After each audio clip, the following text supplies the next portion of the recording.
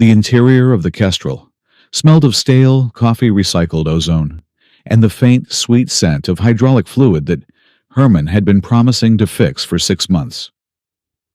It was a smell that usually comforted him, a sensory reminder that the ship, much like its pilot, was holding together through sheer stubbornness and duct tape.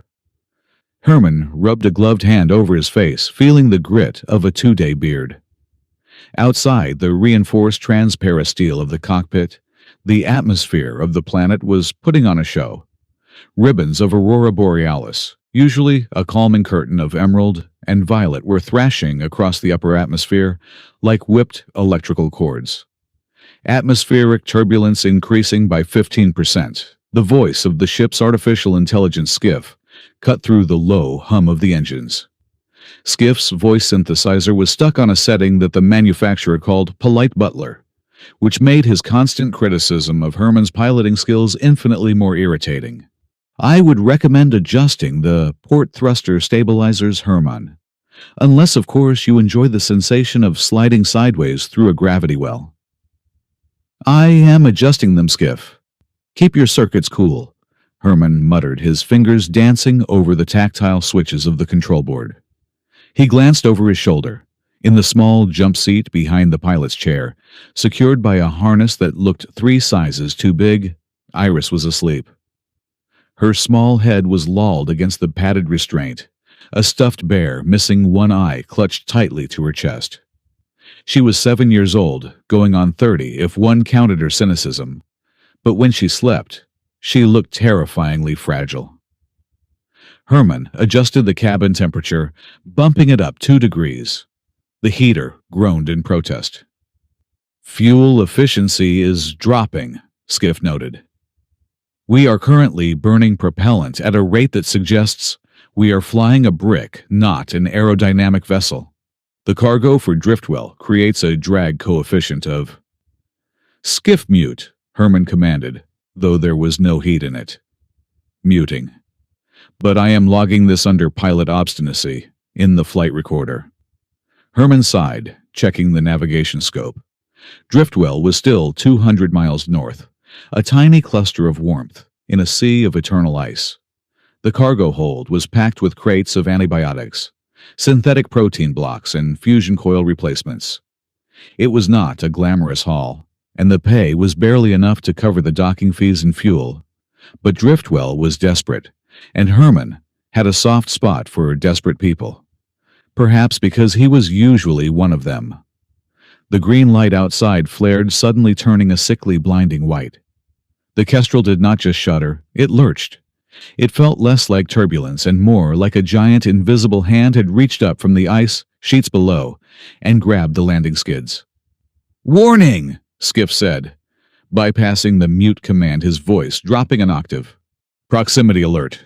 Energy spike detected. Magnitude 7. 7. Herman gripped the yoke, his knuckles turning white. "That is impossible. We are in open airspace. There is nothing out here but snow and regret." "Tell that to the magnetic anomaly locking onto our hull," Skiff retorted. Suddenly, the dashboard lit up like a festival tree. Red warning runes flashed across every monitor. But it was the center screen that made Herman's blood run cold. It was the distress beacon. It was pulsing, transmitting a mayday on all emergency frequencies. Herman had not touched the beacon switch. "Skiff, why is the beacon active?" Herman shouted, over the rising scream of the straining engines. "Cut the transmission if the Ministry hears a distress call in a restricted sector." "I did not activate it, Herman," Skiff said, and for the first time in 10 years the AI sounded genuinely confused. The system initiated the protocol autonomously. Override is denied. External command code detected. External. Before Herman could process the implication, the ship was yanked downward. It was violent and absolute. The nose of the Kestrel dipped 45 degrees, and the horizon, a blur of white and gray, rushed up to meet them. "Iris!" Herman roared, twisting in his seat to reach back, trying to throw an arm over her, a useless human gesture against the physics of a crash. The last thing Herman saw was the altimeter spinning wildly past 2,000 feet, then 1,000, and the aurora above twisting into the shape of a calm, watching eye. He squeezed his eyes shut and prayed to a universe he did not believe in. Not her. Take anything else. Take the ship. Take my legs. Do not take her. The impact was not a singular event.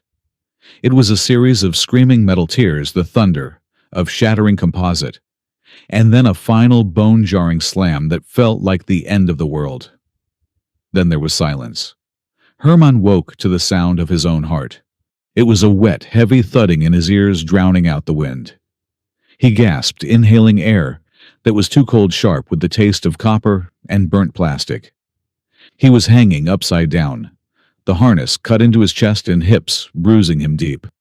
He fumbled with the buckle, his fingers numb and clumsy.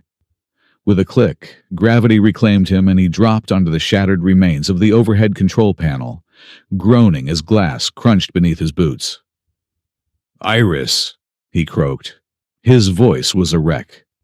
He cleared his throat and tried again, louder. "Iris." He scrambled over the debris of the cockpit.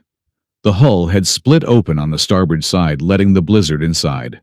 Snow was already drifting over the dead monitors. The back of the cabin was a twisted mess of cargo crates and bulkhead. Herman reached the jump seat. It was empty. The harness was unbuckled, not torn, unbuckled. "No," Herman whispered. The word felt like a stone in his throat. "No, no, no." He spun around, scanning the wreckage. The cargo bay door had been sheared off completely. Beyond it lay the white wasteland of the planet, illuminated by the ghostly, flickering light of the aurora and the dying sparks of the engine fires. "Skiff!" Herman yelled. "Status report, Skiff!"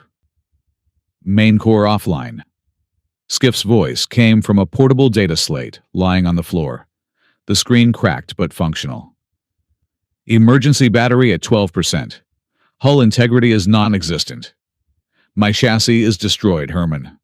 I am currently reduced to this humiliating tablet." "Where is Iris? Did you see her?" Herman grabbed the tablet and shoved it into his jacket pocket, ignoring the AI's protest about rough handling. "Sensors are offline," Skiff said from the pocket. But visual analysis before the camera feed cut showed movement. Small bipedal subject. Exiting the craft 3 minutes ago. 3 minutes, Herman repeated. "She is out there." He did not grab a weapon. He did not grab supplies. He grabbed a thermal flare and threw himself out of the broken fuselage into the snow.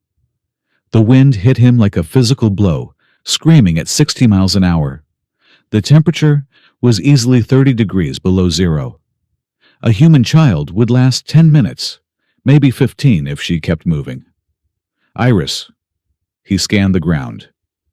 The snow was churning, but the crash site offered some shelter from the wind. There, near the severed wing, he saw them. Small footprints, the distinctive tread of Iris's winter boots. But they were not alone. Alongside the small prints, there were dragging marks, deep furrows in the snow as if something heavy had been pulled or swept. They looked like the marks of a tail, but wide, heavy. Panic cold and sharp pierced through Herman's shock. Wolves, bears.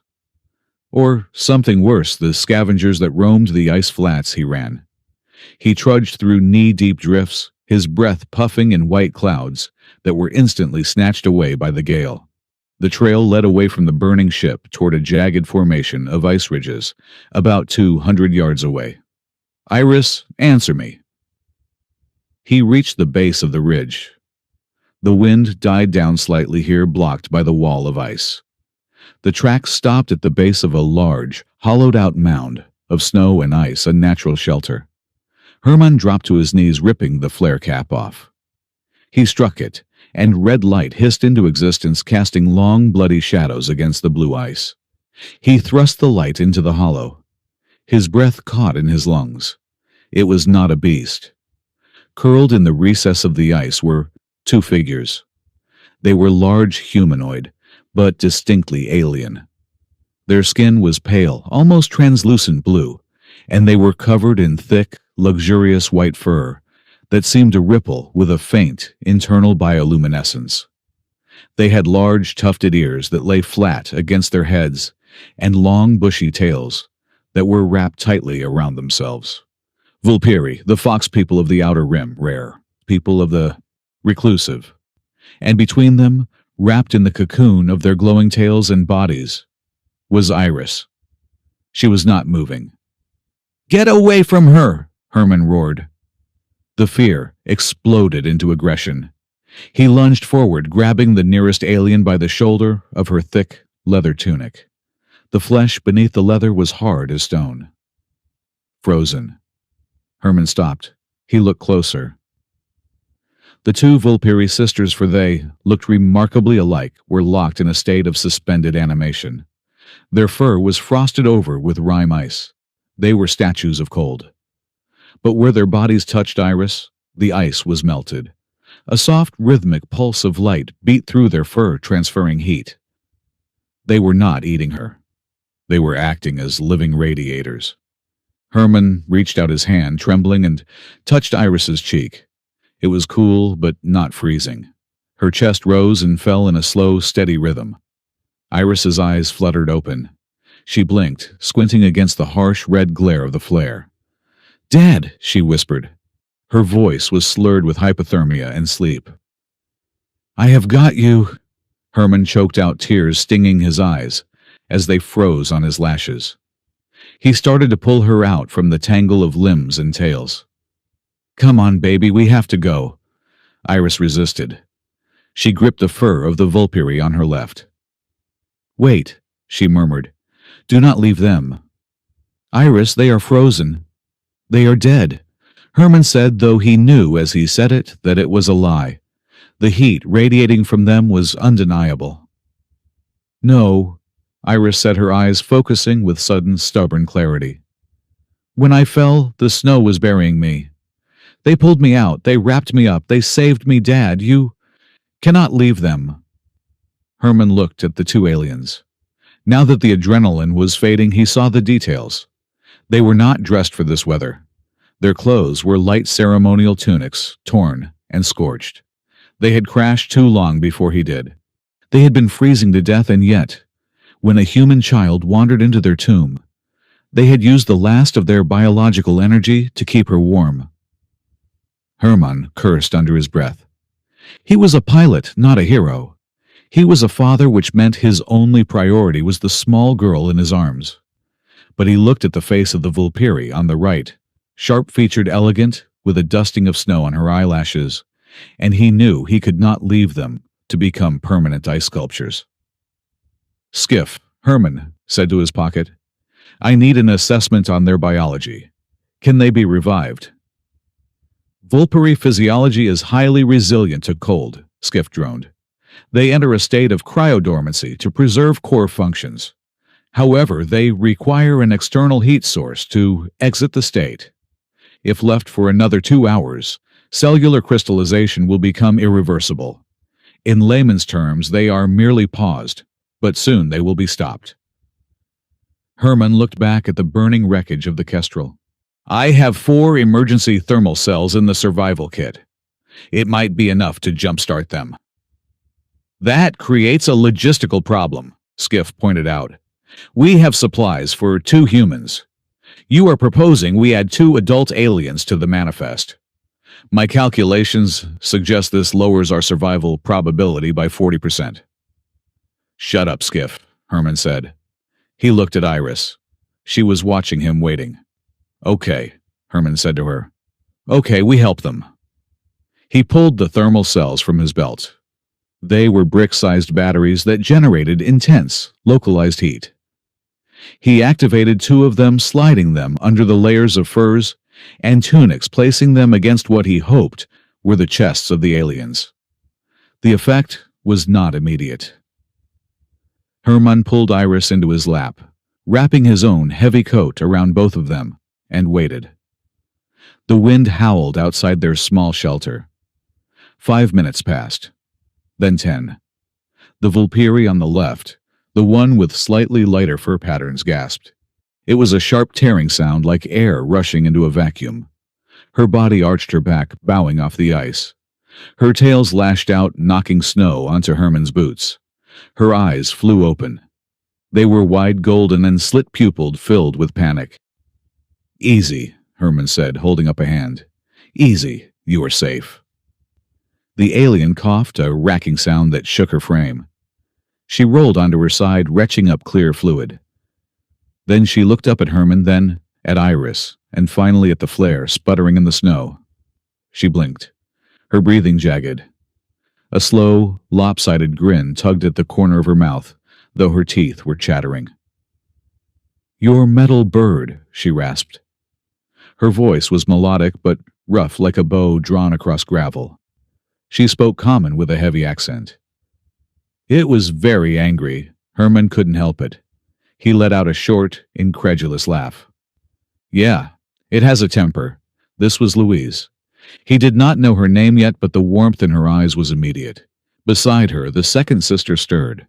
Her awakening was less dramatic, but far more violent in intent. Her eyes snapped open ice blue, contrasting her sister's gold, and she sat up in a blur of motion.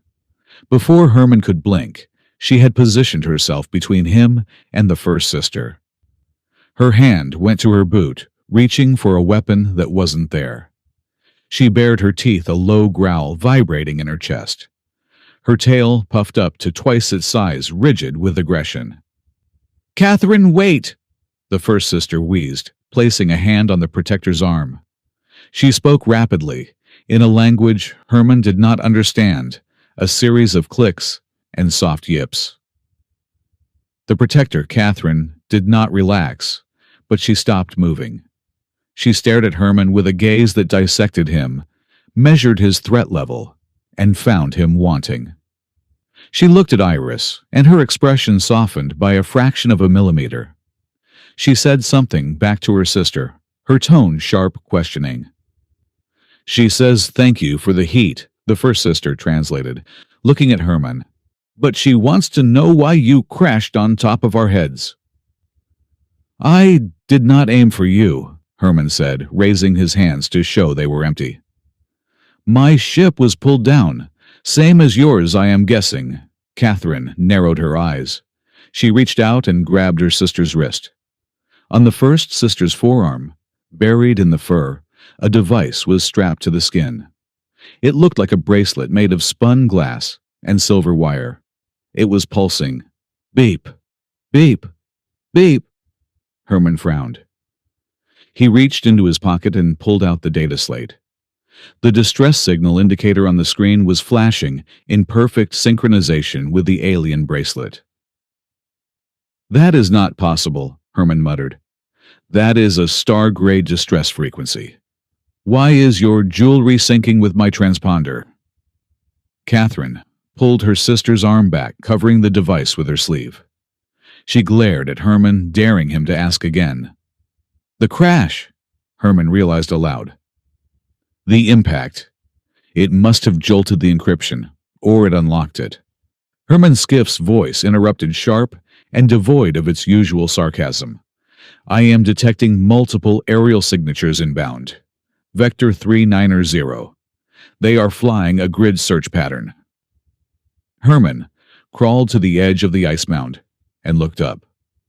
Far above, piercing the swirling snow, were beams of harsh white light. They were cutting through the darkness, sweeping back and forth across the crash site. The hum of anti-gravity turbines drifted down, a menacing low-frequency thrum. "Ministry drones!" Herman hissed. He scrambled back into the hollow. "We have to move, now." "Why?" the first sister asked, trying to stand, but stumbling. Catherine caught her instantly. "Are they not rescue?" "The Aurora Ministry does not do rescue," Herman said grimly. "They do containment. If they find you two undocumented aliens with tech that talks to human ships, they will not give you a blanket and hot cocoa. They will vivisect you first and ask questions never." He looked at Catherine. Can you walk? Catherine nodded once, tight and efficient. She hauled her sister up, draping her arm over her shoulder. Good, because if we stay here we are dead, Herman said. He scooped Iris up, though she protested that she could walk. He wasn't taking chances. There is an old weather station about half a mile east. It is abandoned, lead-lined. Sensors cannot penetrate it. If we can make it there, we disappear. They emerged from the ice hollow into the biting wind. The drone lights were getting closer, sweeping over the burning skeleton of the kestrel. Herman took point, breaking the trail through the snow. The sisters followed their movements, surprisingly graceful despite the cold. Catherine kept looking back at the sky, her tail twitching with every sweep of the searchlights. Skiff, Herman huffed, lowering his head against the gale. Guide us in. Proceed 100 meters, then turn 12 degrees north, Skiff instructed. And Herman, what congratulations. You just picked up 2 more undocumented passengers. I hope you realize that my contract specifically excludes liability for aiding and abetting fugitives of the state. Put it on my tab, Herman grunted and marched into the dark. The weather station was a rusted metal cylinder half buried in the permafrost, a relic from the first terraforming attempts 50 years ago. The airlock door was frozen shut. Herman had to use a pry bar from his belt and every ounce of his hysterical strength to crack the seal. They tumbled inside, the wind slamming the door shut behind them, with a finality that echoed in the dark. The interior was freezing, but it was out of the wind. Herman dropped Iris gently onto a dusty cot. He fumbled for a glow stick, snapping it to bathe the room in a sickly green light.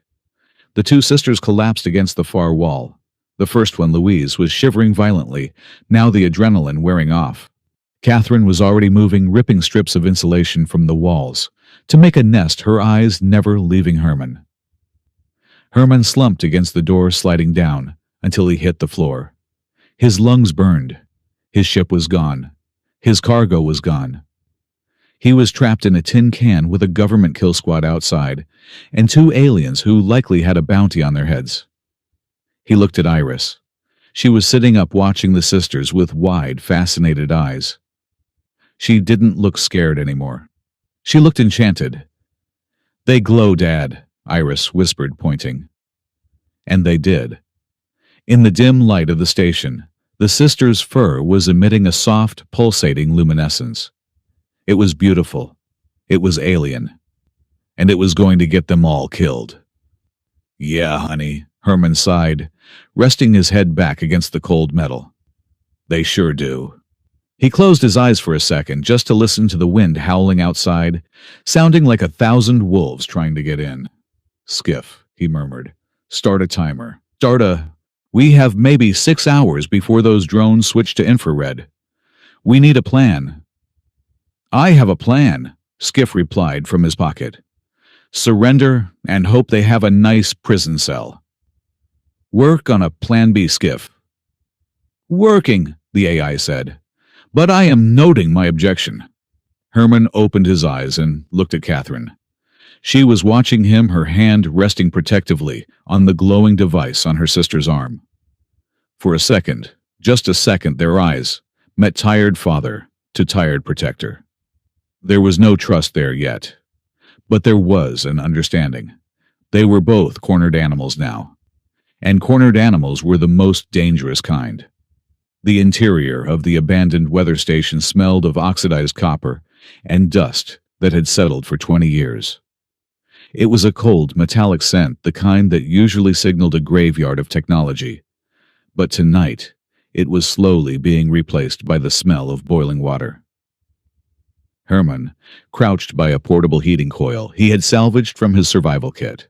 On top of it sat a dented titanium kettle, a piece of equipment he had owned longer than he had owned the kestrel.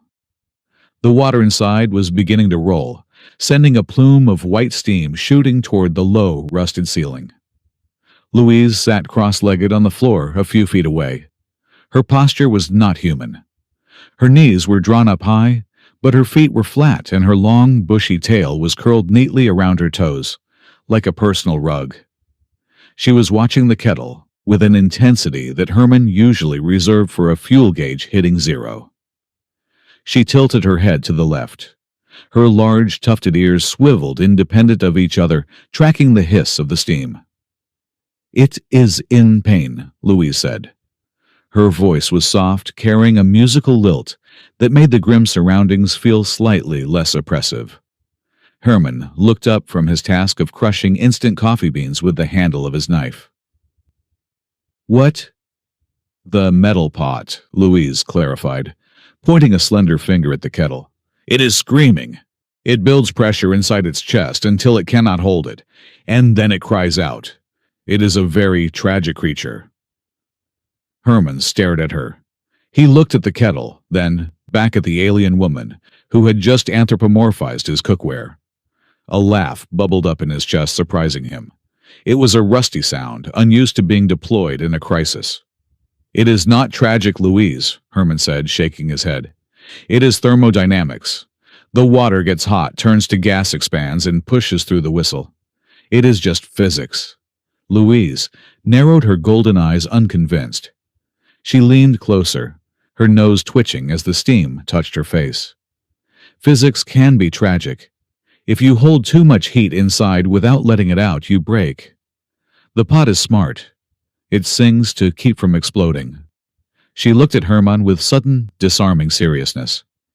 "You should perhaps learn from the pot." Herman paused. The smile faded from his lips, replaced by a dull ache in his chest. The familiar weight of grief and responsibility he carried around like a second skin. He poured the water into 2 tin mugs, stirring in the powder. "Drink your sludge," Herman murmured, handing her a mug. "It is not tea, but it is hot." On the other side of the small circular room, a shower of sparks erupted from the wall panel. "Hey!" Herman shouted, nearly dropping his mug. "Easy on the hardware. That heating unit is older than I am. If you strip the threading, I do not have a replacement." Catherine was waist-deep in the guts of the station's environmental control system. She had pried the maintenance cover off and was currently rearranging the wires with terrifying speed. Unlike Louise, whose movements were fluid and curious, Catherine moved with the sharp, jagged precision of a soldier. She ignored him. She reached into a pouch on her belt and pulled out a small glob of translucent, amber-colored gel. It looked organic, like tree sap, mixed with light. She smeared it over a frayed power coupling. "Do not touch that," Herman warned, stepping forward. "That is the regulator. If you bypass it, you will burn out the core." Catherine turned her head. Her ice-blue eyes were flat and unimpressed. "Your regulator is inefficient. It wastes 30% of the energy output on noise and vibration. This compound acts as a superconductor. It bridges the gap." "It is slime," Herman argued. "You are putting alien slime on a fusion battery?" "It is bioconductive resin," Catherine corrected, her tone sharp. She shoved the coupling back into place and hot-wired the starter. With a deep, resonant thrum, the heater roared to life. It didn't rattle or wheeze as it usually did. Instead, it emitted a steady, powerful hum, and within seconds a wave of tangible warmth washed over the room. The amber gel glowed, faintly pulsing, in time with the machine. Herman stood there, mouth slightly open, feeling the heat soak into his frozen flight suit. He looked at the patch job, then at Catherine. "Okay," Herman conceded, raising his mug in a mock toast. "You are hired. But do not expect a paycheck because I am currently unemployed." Iris, who had been sitting on the cot wrapping a bandage around her teddy bear's leg, giggled. "Dad, you are always unemployed." "I am a freelance contractor, Iris. There is a difference," Herman grumbled, though he walked over and sat down heavily on the crate next to her. The room was warm now, lit by the green glow of the chemical stick and the amber pulse of the modified heater. It felt safe, which was a dangerous illusion.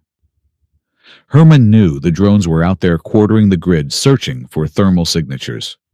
He took a sip of the bitter coffee and looked at the two sisters. "All right," The heater is fixed. The coffee is terrible. Now we talk. Who are you? And why is the Aurora Ministry turning the ice cap upside down to find you? Louise blew on her mug, her ears drooping slightly. She looked at Catherine, who gave a nearly imperceptible nod, a permission to speak but with boundaries. We are Vulpiri, Louise began, her voice dropping into a storytelling cadence. We are not from this system. We are travelers. We move through the slipstreams between stars. But our ship was caught in the ghost lights. The Aurora, Herman asked. Not just light, Catherine interrupted. She was wiping grease from her hands, her eyes scanning the room's single reinforced window. The ghost lights are a tear in the fabric of space, a gravity well that sings. It pulled our navigation apart. We crashed here 3 cycles ago. 3 cycles. Herman frowned. 3 years you have been out on the ice for 3 years. Time is sticky in the ice, Louise said vaguely. We slept for much of it. The cold preserves us. But when we woke, the men in white armor were there. They did not want to help. They wanted to take us apart to see how our hearts kept beating. Herman's grip tightened on his mug. He knew the ministry's reputation. To them, anything not human was a resource, and anything human that disagreed with them was an obstacle. The device, Herman said, pointing to Louise's wrist. The one that synced with my ship. What is it? Louise held up her arm. The spun glass bracelet was dim now, but it still hummed with a low frequency. It is a resonance anchor. It helps us navigate the slipstreams. It connects to the emotional core of a ship or a person. When your ship crashed, the anchor felt your fear. It felt your need to protect the little one. She nodded at Iris. It locked onto that signal. That is why it pulled you to us. Or perhaps you pulled us to you. Great, Herman muttered. So my panic attack was a homing beacon. It saved my life, Iris said firmly. She climbed off the cot and went to stand by Louise. She reached out and touched the soft fur of Louise's arm. And they kept me warm, like a big blanket. Catherine watched Iris's hand on her sister's arm. Her tail twitched, but she did not pull Louise away. We cannot stay here, Catherine stated, her voice hard again. The ministry knows the signature of the anchor. They are widening the search. If we stay, they will find us. If we go outside without protection, the cold will take us again. Our biothermal reserves are empty. She looked at Herman, her gaze calculating. We need a pact. Herman blinked. A pact, like a contract. A twin bonding pact, Louise said. She set her mug down and leaned forward. It is a Vulpiri custom. In the deep void, when 2 ships must travel together, or when 2 souls must survive the freeze they link. Link how? Herman asked, suspicion rising in his gut. We share heat, Louise explained. Not just physical heat, but the fire of the living spirit. We link our nervous systems through the anchor. Your biology is warm. Ours is efficient. If we bond, we can draw from your excess heat to sustain ourselves, and in return, our senses become yours. You will see the dark as we do. You will hear the wind before it blows. And we will be sworn to protect your blood as our own. Herman stood up, pacing the small room. Whoa! Hold on. You want to hook your nervous system into mine? That sounds invasive and permanent. It is not permanent unless ratified by a high council, Catherine said dryly. And since there is no council here, it is a survival measure. It breaks when we are safe. I do not know, Herman said, rubbing the back of his neck. I have just met you. I do not do bonding. I barely do casual acquaintances. He looked at Iris. She was small, defenseless, and the only thing in the universe that mattered to him. If the ministry caught them, he would be thrown in a labor camp, and Iris would be put into the foster system, or worse, used as leverage. Bonding is family right, Iris asked, looking up at Herman. Her eyes were big, reflecting the amber light of the heater. Herman froze. Iris, it is not. It sounds like family, Iris insisted. You promise to take care of each other. You share your stuff. You keep each other warm. She looked at Louise. I want to do it. The child is too young, Catherine said immediately. Her neural pathways are not hardened. It must be the adult, the provider. She looked at Herman. It must be you. Herman looked at Catherine. He saw the desperation hidden behind her stoic mask. She was terrified, not for herself, but for Louise. He recognized that look. He saw it in the mirror every morning. What is the catch? Herman asked. Besides the brain hookup, what do you get out of it, really? We get to live, Catherine said simply. And we get a pilot who can navigate the ghost lights. Your mind is loud, chaotic, but it is strong. You pushed through the crash for her. She nodded at Iris. We need that strength. And you get, Herman asked, you get two warriors who can tear a drone apart with their bare hands, Catherine said. And you get to walk through the snow without freezing to death. Herman looked at the door. He could hear the wind picking up again. He thought about the drones. He thought about the empty seat next to him in the cockpit, the one his wife used to occupy. He had promised her he would keep Iris safe. He had failed at a lot of things, but he wasn't going to fail at that. Okay, Herman breathed out. Okay, let us do it before I change my mind, Louise smiled. It was a radiant, sharp-toothed smile that lit up the room. She motioned for Herman to sit. Give me your arm, she said. Herman rolled up his sleeve, exposing his forearm. It was scarred from burns and scrapes, the arm of a man who worked with jagged metal for a living. Louise placed her hand on his wrist. Her skin was cool soft.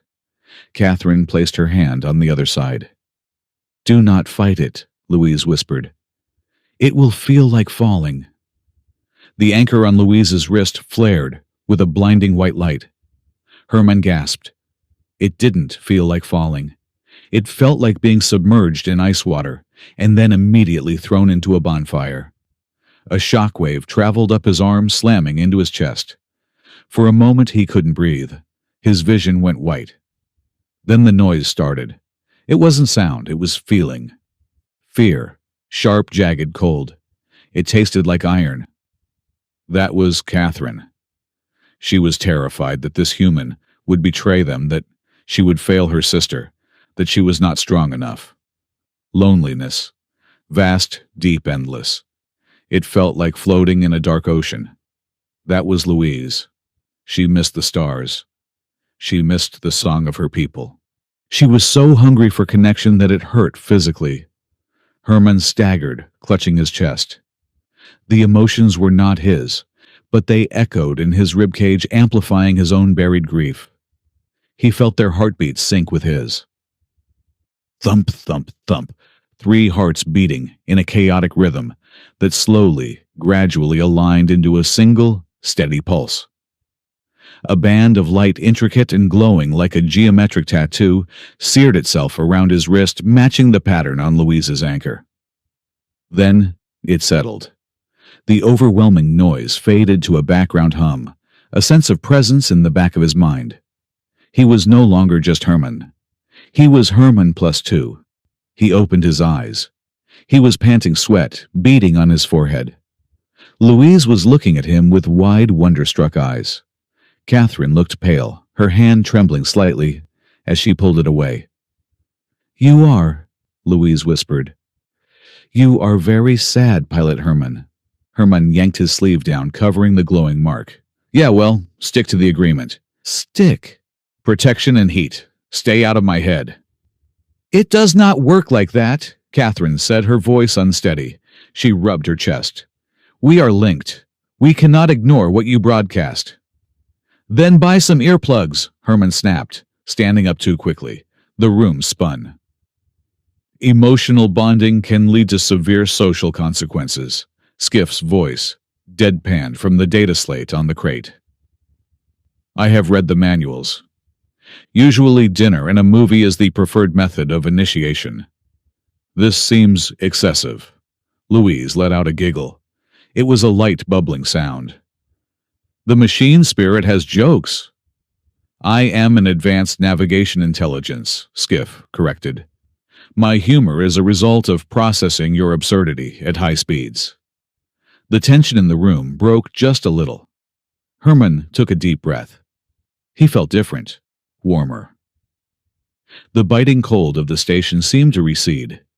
He could feel the sisters' locations without looking at them, like a radar ping in his mind. Status report, Skiff, Herman said, trying to regain his composure. Bad news, boss, Skiff said. I am picking up a localized broadcast on the emergency frequency. You might want to hear this. Herman walked over to the comms unit on the wall and tuned it to the frequencies Skiff displayed. Static hissed, and then a voice cut through. It was smooth, calm, and utterly terrifying. It was the voice of Commissioner Calderash. Attention citizens of Driftwell and surrounding sectors. This is a Priority 1 alert issued by the Aurora Ministry. Due to a biohazard containment breach involving unstable atmospheric anomalies, the township of Driftwell is hereby placed under a Level 4 quarantine. Herman felt Catherine's muscles tense from across the room. He felt her spike of anger. All transit in and out of the sector is suspended, the voice continued. We are searching for 2 Class A biological assets lost during a transport malfunction. These assets are luminescent and dangerous. Any citizen found harboring these anomalies will be charged with treason and subject to immediate asset forfeiture. Repeat, do not approach. Report all sightings to the nearest drone patrol. The broadcast clicked off, replaced by the looping drone of the emergency signal. Class A assets, Louise whispered. They talk about us like we are crates of fuel. Worse, Catherine said, her lips peeling back from her teeth. Fuel they burn. Assets they use. They know about the Halo engine. What? Herman asked. The engine beneath the ice, Catherine said. The reason your planet has such violent aurora. It is ancient tech.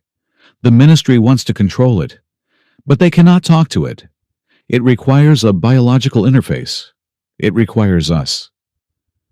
If they catch us, Louise said, her voice trembling, they will plug us into the machine. We will not be people anymore. We will be wetware, components. Herman looked at Iris. She was asleep again, clutching her bear, oblivious to the fact that the government had just declared war on her new friends. He looked at the map on the wall. Driftwell was 20 miles south. They are closing the net, Herman said. If we stay here, they find us. If we run into the open, the drones spot us. We can go north, Catherine suggested, into the deep, jagged waste. The drones cannot fly in the high turbulence there. And we freeze to death in 2 days, Herman countered, or run out of food. And I have a crate of medicine in the wreckage that Driftwell needs. People are dying of the lung rot down there. If I do not deliver those antibiotics, the quarantine will kill them before the Ministry does. Herman felt the conflict warring inside him. The smart play, the safe play, was to run north, hide in a cave, and wait for spring. But he thought about Dr. Tamsin in Driftwell, who had patched Iris up for free when she had the fever last year. He thought of Mina, the mechanic who kept the Kestrel flying on credit. He wasn't a hero, but he was a neighbor. And in the ice, that meant something. We are not going north, Herman said firmly. We are going to Driftwell. Catherine stared at him. That is suicide. They are building a wall around it. They have not finished it yet, Herman said. And I know the smuggler routes, the tunnels under the glacier shelf. If we move now fast and hard, we can slip in before they seal the perimeter. And then? Catherine asked. Then we hide in the town, Herman said. There are 1,000 places to lose yourself in Driftwell, and I have friends there, real friends. He grabbed his pack and slung it over his shoulder. He picked up Iris, who stirred but didn't wake. Skiff, download the topographical maps to my headset. Catherine Louise, keep that heat bond active. We are going to need every degree. Catherine stood up. She looked at Herman, searching for deception. She found only a stubborn, tired resolve. You are a fool, pilot, Catherine said, but there was a note of respect in her voice. But you are a warm fool. Let us go, Herman said. He kicked the door open. The wind screamed, blasting snow into the room. But this time, as the cold hit him, Herman felt a surge of answering heat from the mark on his wrist. It wasn't just warmth. It was a fierce, shared defiance. They stepped out into the white dark. Behind them, in the distance, the searchlights of the drone swarm turned south, accelerating like a school of predatory fish sensing blood in the water. Driftwell emerged from the white desolation not as a city, but as a stubborn refusal to freeze. It was a cluster of domes and reinforced interconnected structures, clinging to the side of a massive glacier shelf. The lights of the town were not the harsh, sterile white of the ministry outposts. They were warm, amber, and orange, filtered through thick thermal glass and old atmospheric shielding. To Herman, who had been staring at the monochromatic abyss of the snowstorm, for hours it looked like a hearth fire burning at the end of the world. "It is beautiful," Louise murmured. Her voice resonated in Herman's mind through the bond, a soft chime of appreciation that warmed the base of his skull. She was peering through the frosted viewport of the stolen transport sled Herman had jury-rigged from the weather station's supplies. "It looks like a constellation that fell down."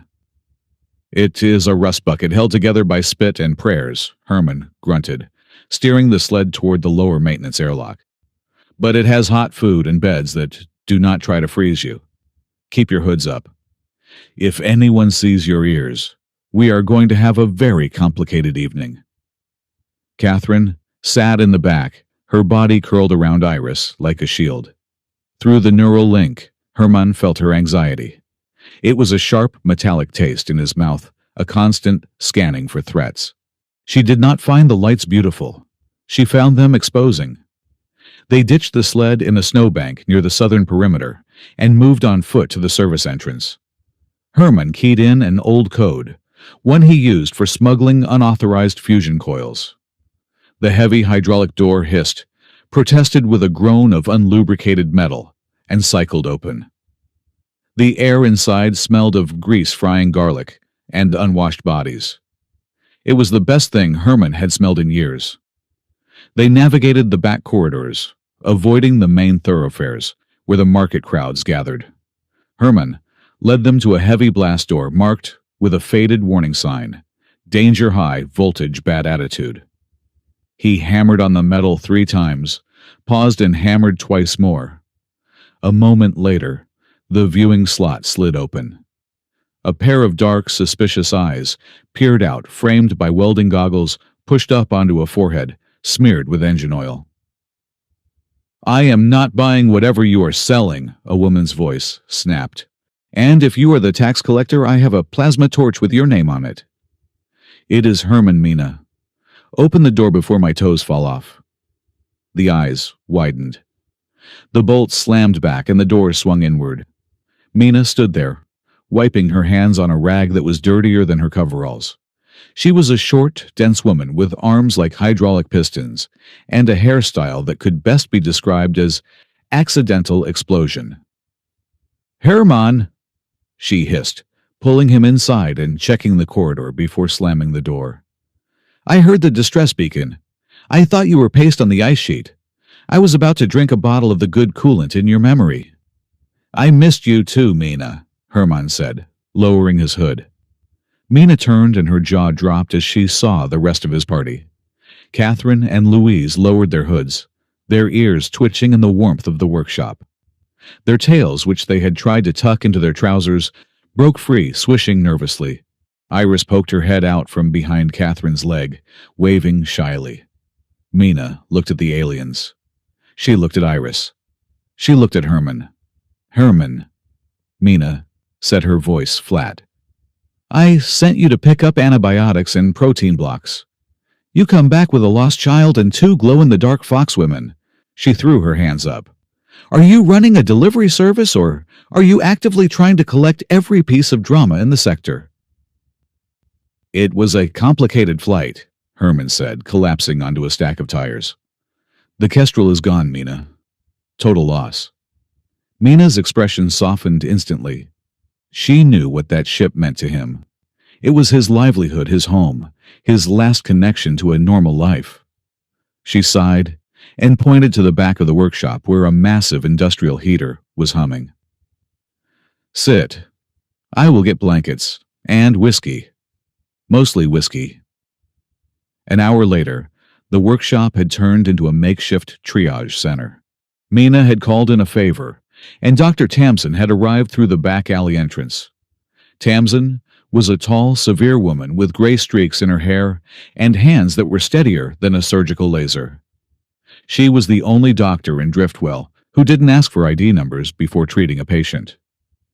She ran a bioscanner over Louise's chest, frowning at the readout. "Remarkable," Dr. Tamsin murmured. "Their core temperature is resting at 80 degrees, yet they are not hypothermic. And their blood is not hemoglobin-based. It is a photonic suspension. It literally carries light to their cells." She looked up at Herman, who was pacing by the workbench. "Herman, these are not just refugees. These are biological anomalies. If the ministry finds them, they will not arrest them. They will disassemble them." "I know," Herman said grimly. "That is why we are here. We need supplies, and we need a way out." "Out where?" Tamsin asked, packing her scanner. "The ministry has set up a blockade. They are claiming it is a quarantine protocol, but that is a lie. They are looking for something. And looking at your friends here, I think I know what." Louise was sitting on a workbench, swinging her legs. She had found a wrench and was examining it with delight. "This tool," she said, holding it up. "It is very heavy. You use it to convince the machines to work." Mina snorted from across the room. "Sometimes. Mostly, I use it to convince customers to pay." Louise laughed a bright, tinkling sound. "Ah, a negotiation stick. I like it. How do you say it? We are walking on thin soup here." "Thin ice," Herman corrected, a small smile tugging at his lips despite the stress. "But thin soup works too." Catherine did not laugh. She was standing in the darkest corner of the workshop, her arms crossed her eyes, locked on the door. She had not sat down since they arrived. Herman could feel her through the bond, a tightly coiled spring of vigilance. She was waiting for the attack she knew was coming. "Doctor," Herman said, turning back to Tamsin. "Can you help them? Catherine took a bad hit in the crash. She is hiding it, but I can feel the pain through the link." Tamsin looked at Herman's wrist where the faint glow of the bonding mark pulsed. Her eyebrows shot up. "You bonded with them a neural link." "It was necessary," Herman said defensively. Tamsin sighed, taking off her glasses and cleaning them on her coat. "Herman, you are a good man, but you are a fool. You have tied your nervous system to a species we know nothing about. If she gets hurt, you feel it. If she dies, well, let us hope we do not find out what happens to you." She walked over to Catherine. The warrior stiffened, a low growl rumbling in her throat. "Stand down," Herman projected the thought through the bond, accompanied by a feeling of safety and trust. "She is a healer. Let her work." Catherine hesitated, then relaxed her posture by a fraction. She allowed Tamsin to examine the bruising on her ribs. "I can give her a regenerative booster," Dr. Tamsin said. "But the real problem is not medical. It is political. Herman, how far are you willing to take this protection vow? Because if you keep them here, you are putting the whole town in the crosshairs." "I am not leaving them," Herman said, "and I am not letting the ministry take them." Before Tamsin could respond, the workshop's external speakers crackled. The emergency broadcast system override whined a sound that made everyone's teeth ache. Attention residents of Driftwell. This is Commissioner Calder Ash. The voice was terrifyingly calm. It wasn't the shouted orders of a soldier. It was the polite, measured tone of a bureaucrat who had already signed the death warrants and was just informing the victims as a courtesy. For your own safety, we are initiating a sector-wide sweep. Unstable biological contaminants have entered the perimeter. These contaminants mimic human form but are dangerous to public health. We are establishing a screening checkpoint at the main plaza. All citizens are required to present themselves for biometric scanning immediately. Non-compliance will be treated as a sign of infection. Mina cursed, throwing her rag on the floor. Infection. He makes them sound like a virus. He wants to dehumanize them, Herman said, his fists clenching. If they are a virus, then killing them is just sanitation. It is not murder. Through the bond, Herman felt a wave of cold sorrow from Louise. She understood. She knew that to these people she was just a thing to be cleaned up. We have to move, Herman said. They will go door to door. Wait, Tamsin said, grabbing his arm. The ghost lights. Look outside. They rushed to the small, dirty window. Above the town, the aurora was no longer just a ribbon of light. It was thrashing. The sky was screaming in colors of violet and blood red.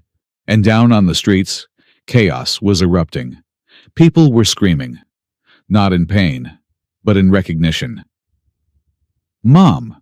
A man in the street below yelled, reaching out toward empty air.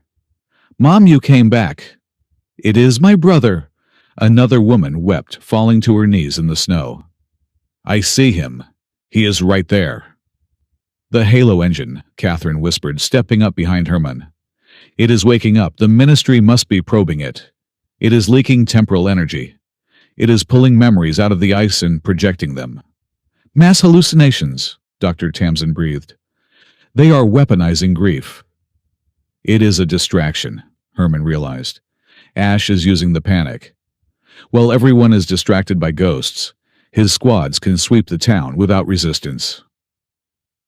We need to get to the tunnels, Herman said. Mina, is the old windshaft under the plaza still accessible?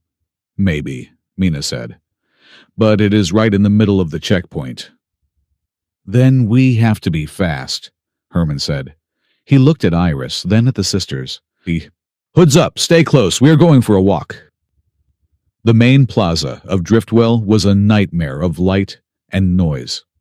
Ministry floodlights bathed the snow in blinding white, clashing with the eerie, shifting colors of the ghost lights above.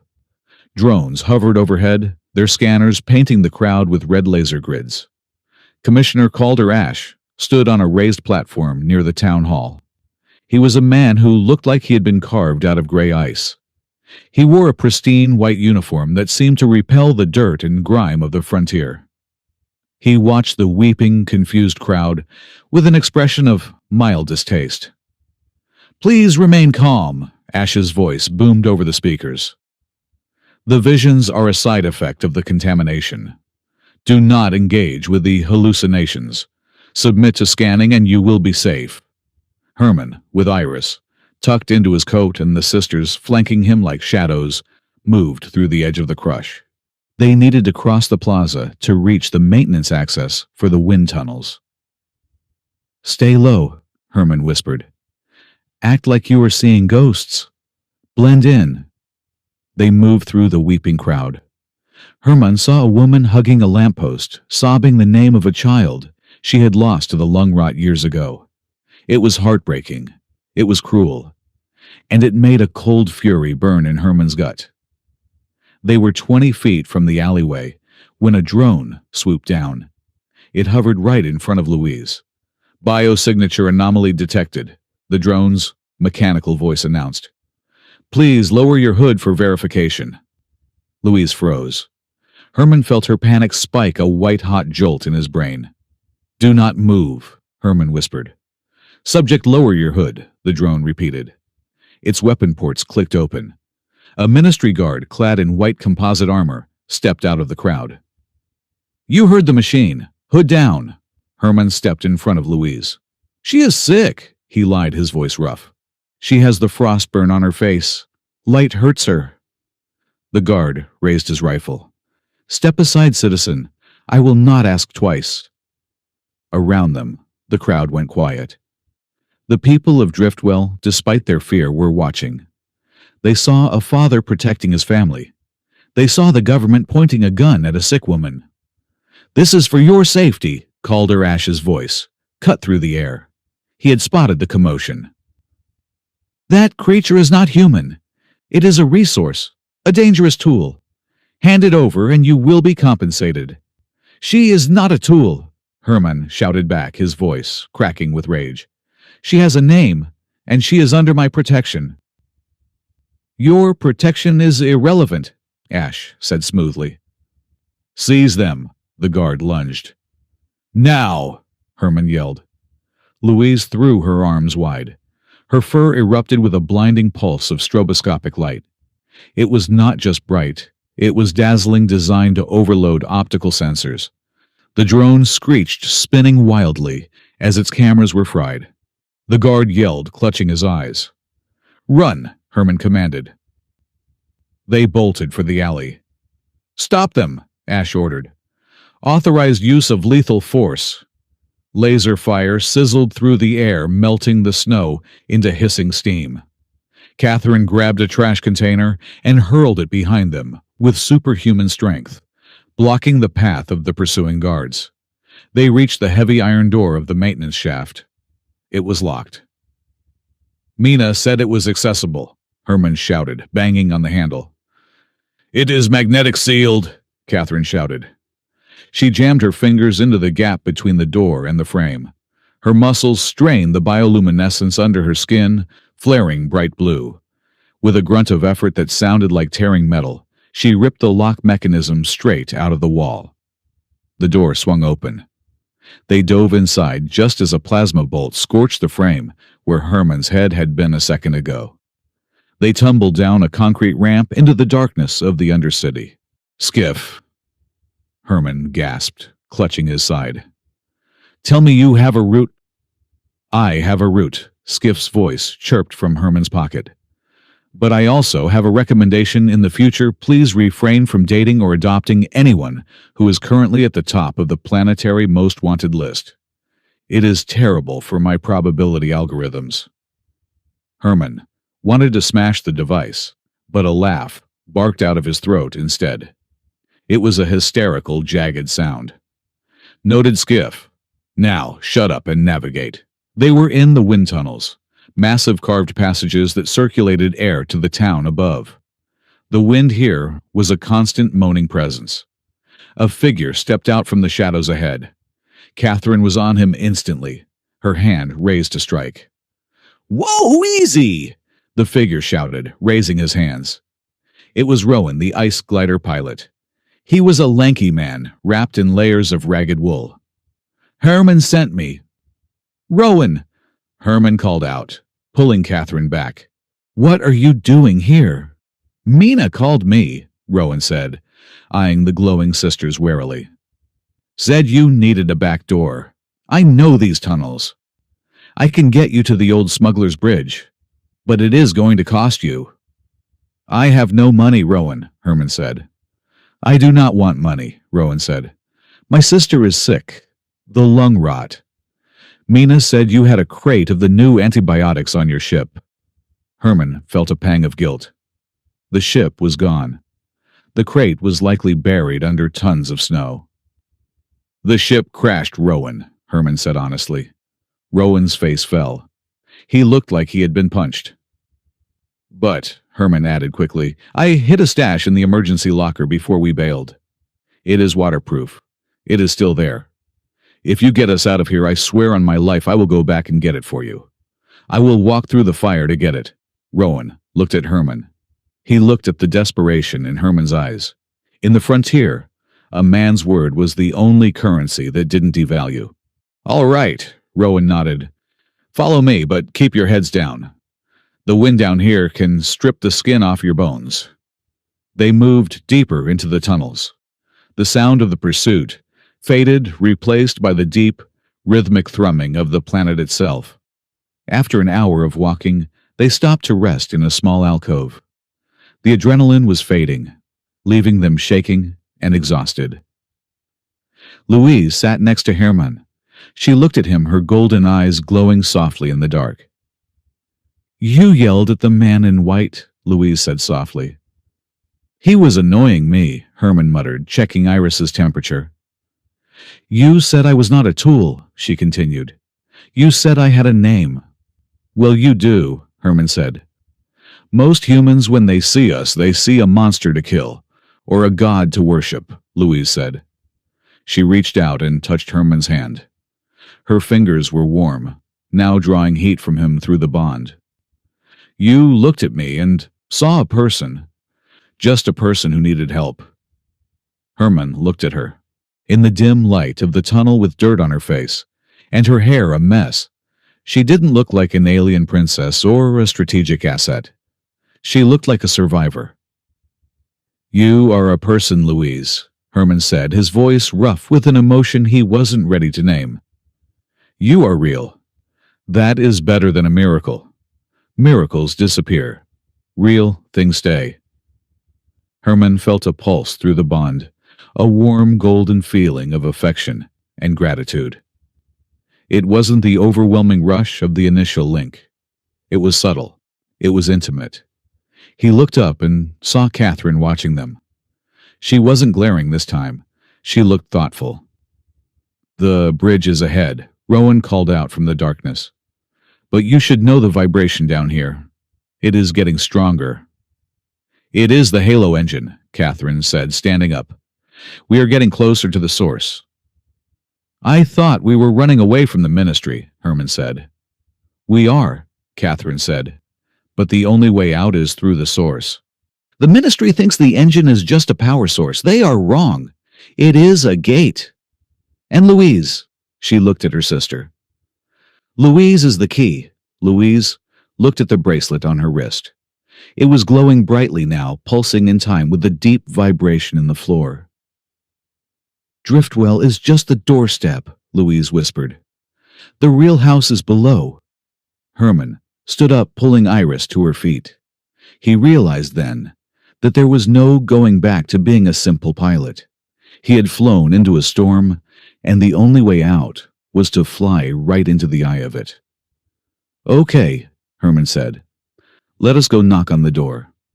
The descent into the glacial fissure was less like climbing, and more like being swallowed by the planet.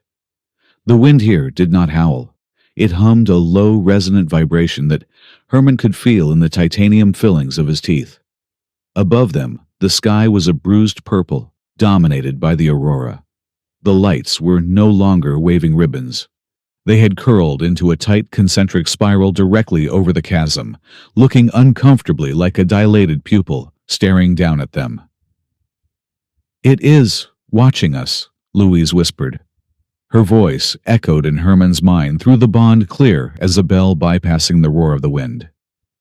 "It is atmospheric gas ionization," Hermann muttered, adjusting the straps of his pack. "It does not have eyes, Louise." "Everything has eyes if you look close enough," she replied, a ripple of amusement touching his mind. They were navigating a narrow ice bridge that spanned a drop of at least 2,000 feet.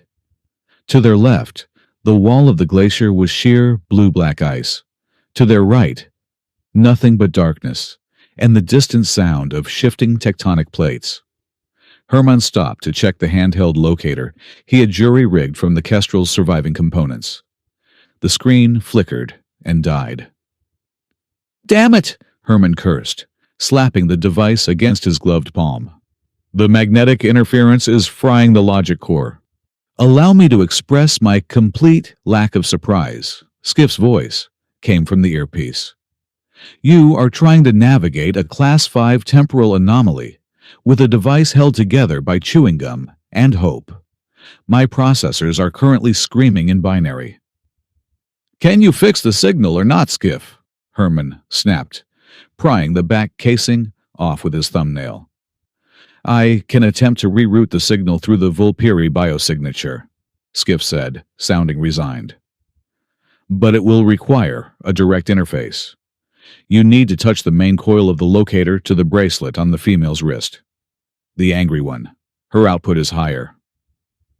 Herman looked at Catherine. She was standing 10 feet ahead, scanning the darkness with a pulse rifle they had scavenged from the tunnel entrance.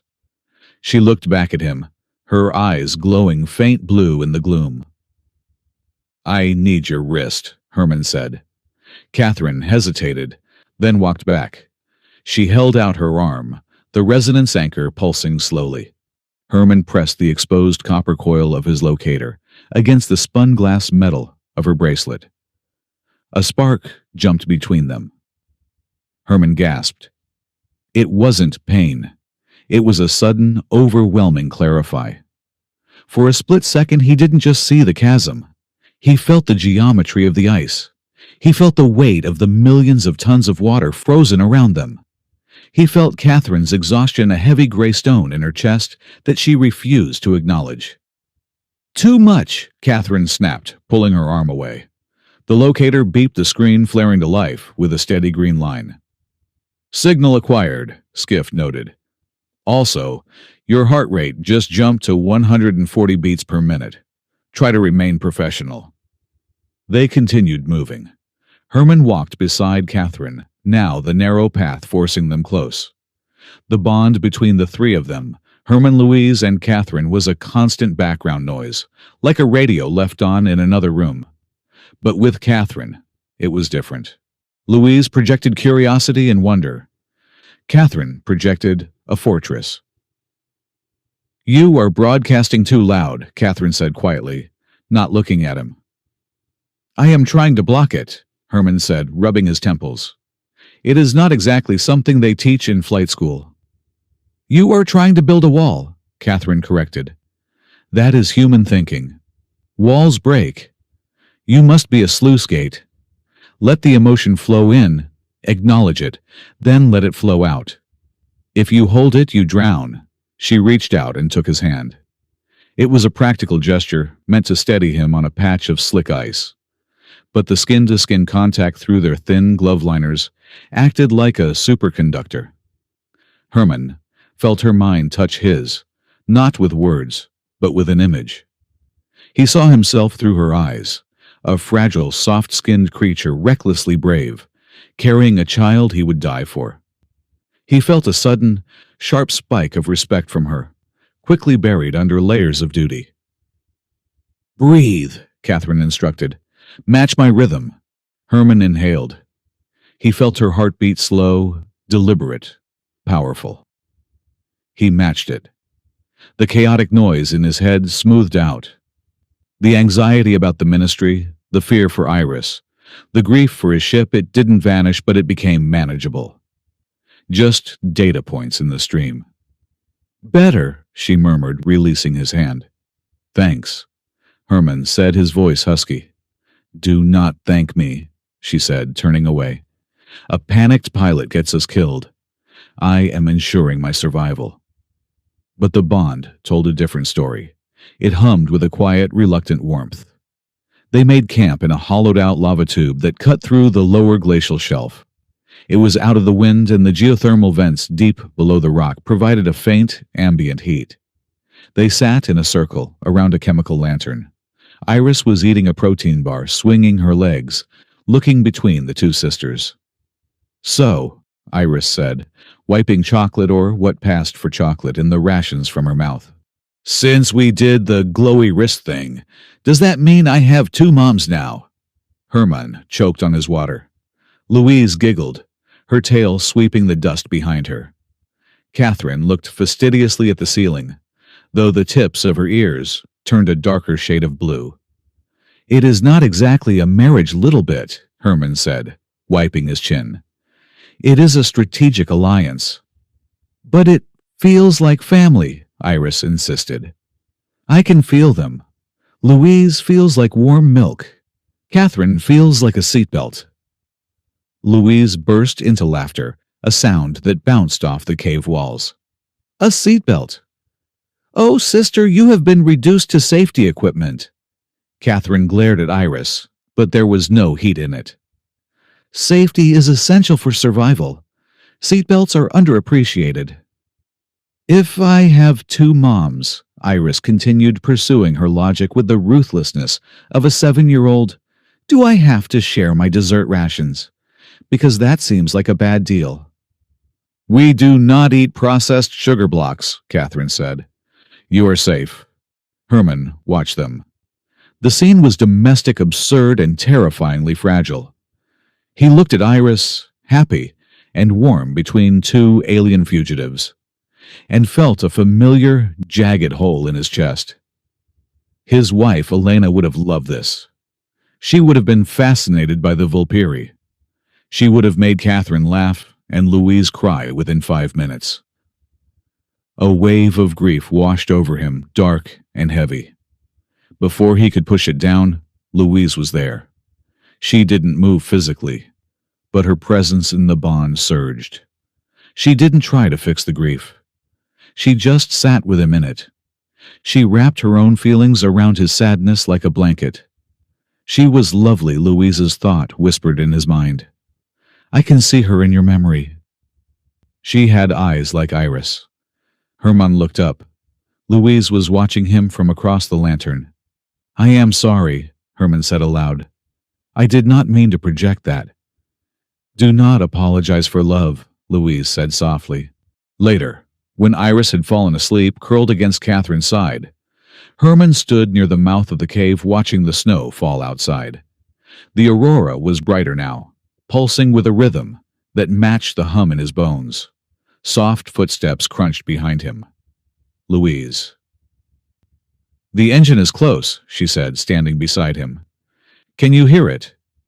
I hear a headache, Herman admitted. What is it really? The ministry calls it a power source. You call it a gate. It is a memory, Louise said. She looked up at the spiraling light. The Halo engine is not a machine of gears and pistons. It is a resonance chamber. It captures the emotional echo of a civilization. The ghost lights are the past bleeding into the present. The ministry wants to harness it. They want to edit the echo. If they control the engine, they can decide what people remember. They can erase the bad days. They can erase the dissent. They want to lobotomize the planet, Herman realized. Yes, Louise turned to him.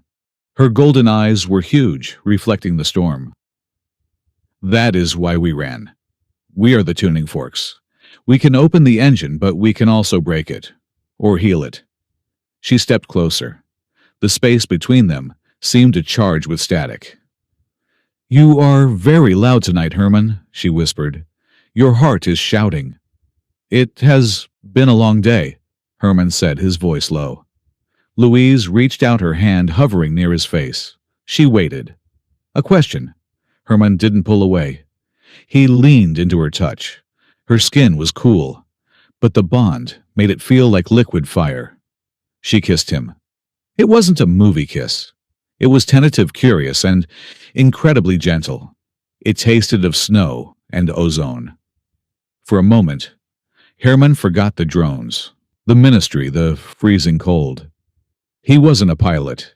He wasn't a widower. He wasn't a father. He was just a man alive, standing on the edge of the world with someone who saw him completely. He kissed her back, his hand coming up to rest on her waist. The fur of her coat was soft under his fingers.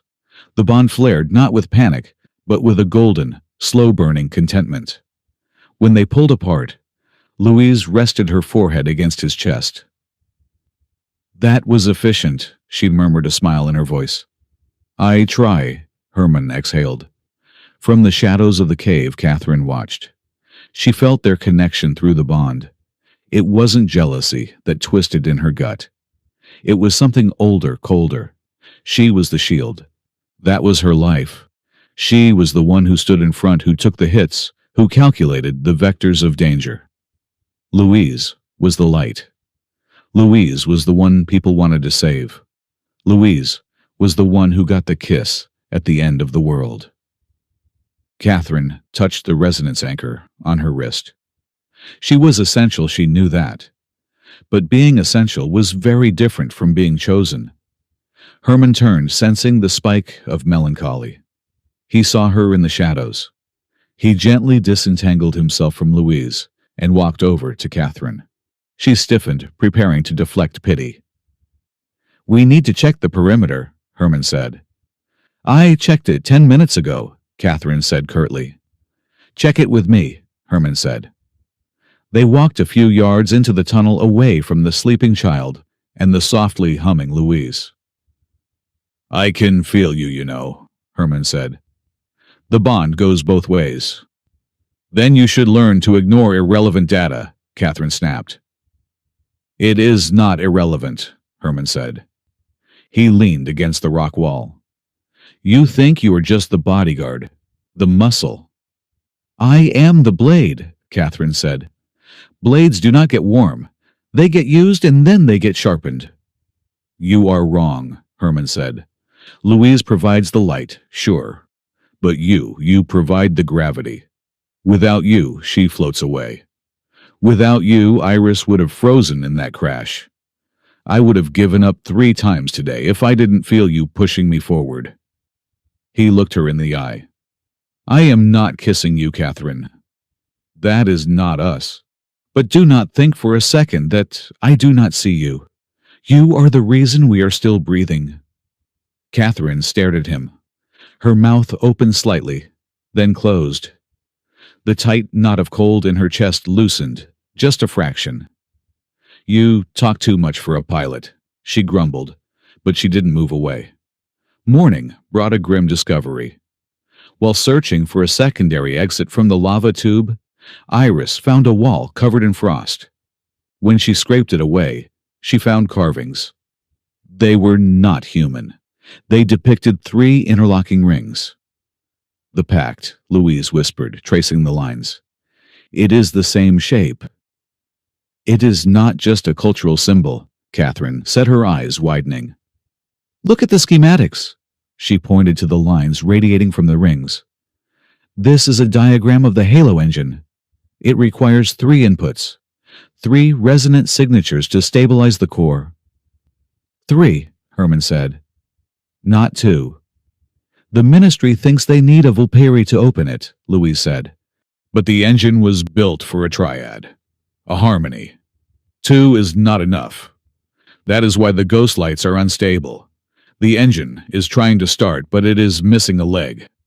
So if Ash tries to force it open with just you," Herman started. "He will tear the atmosphere apart," Catherine finished.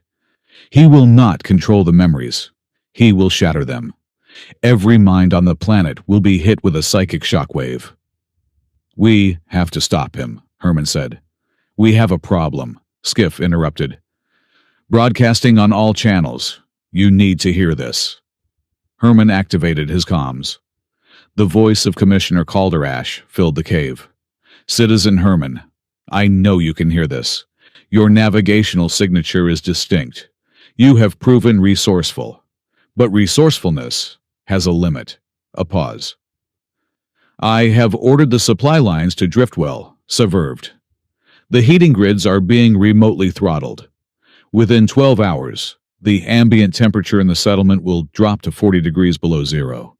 The lung rot patients will be the first to die." Herman felt the blood drain from his face. "Bring me the assets," Ash continued. "Bring me the Vulperi, and I will restore power. I will deliver the medicine myself. You have a choice, pilot. You can play the hero for 2 refugees, or you can save a town of 500 people. You have 1 hour to signal your surrender." The silence that followed was heavy enough to crush bone. "He is bluffing," Mina would have said. But Herman knew Ash wasn't bluffing. He was a man of numbers. 500 lives minus 3 was a positive equation to him. "You have to take us back," Louise said, her voice trembling. "We cannot let them die." "No," Catherine said, her fists clenched. "If we go back, he enslaves us and destroys the planet anyway. It is a false choice." But Driftwell, Herman's voice broke. He thought of Mina. He thought of Dr. Tamsin. He thought of the kids Iris played with. He looked at Iris. She was watching him terrified. If he gave them up, he saved the town. But he lost his soul. He lost the family he had just found. And eventually, Ash would break the world anyway. "We do not choose," Herman said. His voice was quiet, but it was hard as diamond. "What?" Catherine asked.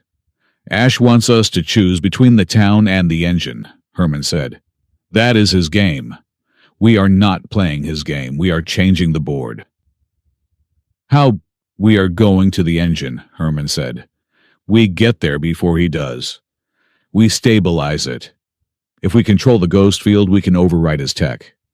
We can lock his drones out of the grid. We can turn the lights back on in Driftwell with a thought." "That is impossible," Catherine said. "The engine is guarded by a legion." "We do not need to fight a legion," Herman said. "We just need to get in the door. And I know a back way." The back way was a vertical shaft that dropped straight into the heart of the glacier. It was treacherous, tight, and guarded. As they emerged from the ventilation duct onto a high ridge overlooking the engine's excavation site, they stopped. Below them, a massive cavern had been melted out of the ice. In the center stood the Halo engine, a towering spire of crystal and rotating metal rings, pulsing with blinding light. It was beautiful and terrifying. But standing between them and the spire was a squad of Ministry enforcers. And in the middle of the squad on his knees was Rowan. He had been beaten. His face was swollen, his flight suit torn. A soldier held a pistol to the back of his head. "We tracked the heat trail," the lead soldier shouted up at the ridge. He couldn't see them, but he knew they were there. "Come out, pilot, or your smuggler friend paints the snow red." Catherine raised her rifle. "I can take the leader, but the one with the gun he will fire before I can cycle the bolt." "No shooting," Herman said. He stood up, stepping out into the light. "Herman, no!" Louise cried in his mind. Herman raised his hands. "I am here, let him go!" "The assets," the soldier shouted. "Send them down." "They are not here," Herman lied. He walked down the slope, sliding on the scree. "I sent them north. I came back to negotiate for the town." "Liar!" the soldier spat. He cocked the pistol. 3 seconds, 1. Herman stopped. He was 30 feet away. He looked at the soldier. He didn't look at the gun. He looked at the man's eyes. "You are Corporal Vanna, right?" Herman said. The soldier blinked. "What?" "I delivered letters to your station last month," Herman said. He kept his voice conversational calm. "You have a sister in the medical ward in Sector 4. She has the cough." The soldier's aim wavered. "Shut up." "If Ash cuts the power to Driftwell," Herman said, "the medical ward goes dark too. Your sister freezes in her bed, Vaughn." "He wouldn't," Vaughn stammered. "He just did," Herman said. "Check your comms. He ordered the grid shut down. He is killing your family to get to mine." Van looked at his lieutenant. The lieutenant looked nervous. "Don't listen to him," the lieutenant shouted. "Shoot the hostage." "Van," Herman said, stepping closer. "You are not a murderer. You are a scared kid with a gun. Put it down. Walk away. Go check on your sister." Vaughn looked at Rowan, who was bleeding on the ice. He looked at Herman, who was unarmed but standing tall. He looked at the massive, terrifying engine behind him. The power of the Ministry relied on the belief that they were the only order in the chaos. Herman had just cracked that belief. Vaughn lowered the gun. "I have to go," he muttered. "Vaughn." "That is an order," the lieutenant screamed, raising his own rifle toward Vaughn. Catherine moved. She didn't shoot. She leaped from the ridge, a blur of white fur and blue light. She landed between the lieutenant and Vaughn, her impact cracking the ice. She didn't strike. She just roared a sound that wasn't animal but acoustic warfare. The lieutenant dropped his rifle, stumbling back in primal fear. "Go," Herman said to the squad, "before she decides she is hungry." The squad broke. They didn't retreat. They routed. They ran for the lift, dragging a confused Van with them. Rowan groaned, spitting blood on the ice. "You talk way too much, Herman." Herman hauled him up. "You okay? Broken rib, dignity bruised, I will live," Rowan wheezed. "Go." "The big boss is coming," Herman nodded. He looked at Catherine. She was staring at him. "You defeated them with words," she said, sounding baffled. "You disarmed him with empathy." "It is a human trick," Herman said, helping Iris down the slope. "We call it manipulation. But sometimes it is the truth." They turned toward the engine. Up close, the sound was deafening. The song of the ghost lights vibrated in their marrow. The crystal spire loomed over them, the rings spinning in a complex, impossible rhythm. "It is singing to us," Louise whispered, her eyes rolling back slightly. "It knows we are here." They walked onto the central platform. The light was blinding. It felt like walking into the center of a star. "The Cathedral of Ice," Herman breathed.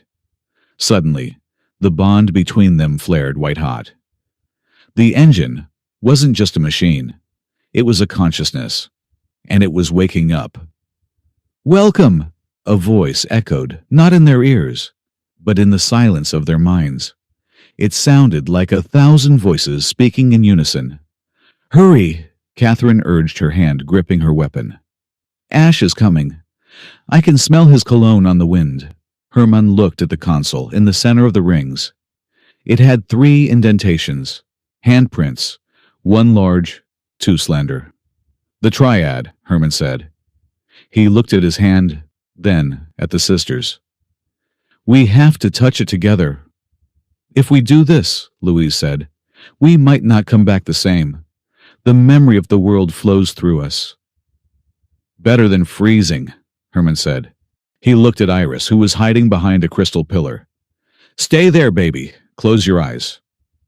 "Ready?" Herman asked. Catherine took his left hand. Louise took his right. "Ready," they said together. They stepped forward into the light. The Halo engine did not just wake up. It screamed. It was a silent scream, a psychic frequency that bypassed the ears and vibrated directly in the marrow of the bone. The cavern, previously a cathedral of silent ice, erupted into a chaotic storm of light. The ghost lights, usually ethereal ribbons in the sky, condensed into solid forms. Phantoms walked the ice. Herman saw a flicker of his old flight instructor shouting at him to pull up. He saw a man who owed him money from 3 years ago.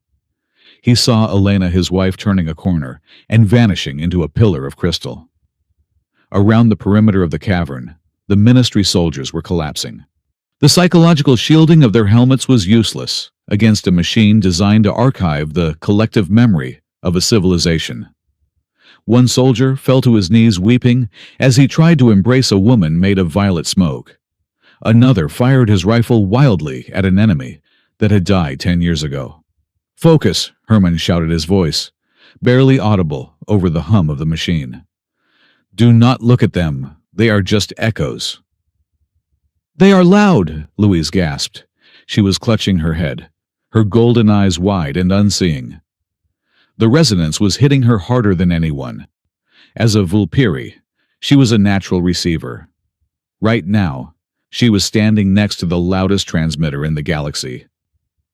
"Stabilize her, Catherine!" Herman ordered through the bond. Catherine was fighting her own ghosts, shadowy figures of fallen warriors, but she snarled and shoved them aside, grabbing her sister's shoulders. Then, the air pressure in the cavern dropped. The chaotic swirling of the ghosts parted like a curtain. Commissioner Calderash descended from the upper gantry on a gravity lift platform. He was flanked by 2 Praetorian drones machines that did not have minds to haunt. Ash looked untouched by the psychic storm. His face was a mask of bored disappointment. "Disorder," Ash said, his voice amplified by the drone speakers, so it boomed over the cavern. This is exactly why we cannot have nice things, Pilot Herman. You let the past run wild and look at the mess it makes. It is not a mess, Herman yelled back, stepping in front of Iris. It is people, it is their lives. It is data, Ash corrected. Corrupted, emotional, inefficient data. He tapped a command on his wrist console. From the shadows of the machinery, 4 pillars shot up surrounding the central dais, where Herman and the sisters stood. They emitted a harsh, dissonant frequency, a mechanical shriek that tore through the harmony of the Halo engine. Louise screamed. It was a sound of pure agony. "Stop it!" Herman roared, lunging forward, but an invisible wall of force knocked him back. "The resonance anchor on her wrist is a receiver," Ash explained calmly. "I am broadcasting a command override. I do not need her cooperation to open the engine, Pilot. I just need her biology. She is the key. I am simply turning it." Louise fell to the ice, her body convulsing as the red light of the Ministry inhibitors fought the blue glow of her own bioluminescence. Catherine leveled her rifle at Ash, but her hands were shaking. "You are breaking her mind." "I am establishing order," Ash said, "for security, for the stability of the sector. Sometimes peace requires a little reconfiguration." "Peace," Catherine spat the word out like poison. "You do not want peace. You want silence. You treat us like components. We are not things you can just plug in." "Everything is a component," Ash said coldly. "Even me. I serve the Ministry. The Ministry serves the Order. You are just a very expensive battery." Herman pulled himself up. He looked at Ash, standing high above them, untouchable in his arrogance. He looked at Louise, writhing in pain. He looked at Iris, who was trembling, clutching the back of Herman's coat so hard her knuckles were white. "You know what your problem is, Ash," Herman called out. He forced his voice to be steady, masking the terror in his gut. "You think order is a straight line. You think if you flatten everything out, it will be perfect." "It will be," Ash said. "It will be dead," Herman said. "Order that you have to build by stepping on children and torturing women. That is not a government. That is just a pretty cage. And I do not do cages." Iris tugged on his coat. She didn't say anything. She just looked up at him, her eyes fierce and wet. It was a small gesture, but in the chaos of the cavern it felt like she was handing him a flag. "Skiff," Herman muttered. "I need options, not percentages." "Options. I propose a radical strategy," Skiff's voice chirped in his ear. "It is called persuasion. Try talking to him. Maybe he had a difficult childhood." Skiff. "Fine. Option B. The pillars are generating a triangular containment field. If you disrupt one, the geometry collapses. However, doing so requires you to run through a field of weaponized electricity. I advise against it, but since you are you, I have already highlighted the weak point on your HUD." "Thanks, Buckethead," Herman grinned. "Hey!" Ash shouted, losing patience. "Increase voltage to 110%. Force the gate open."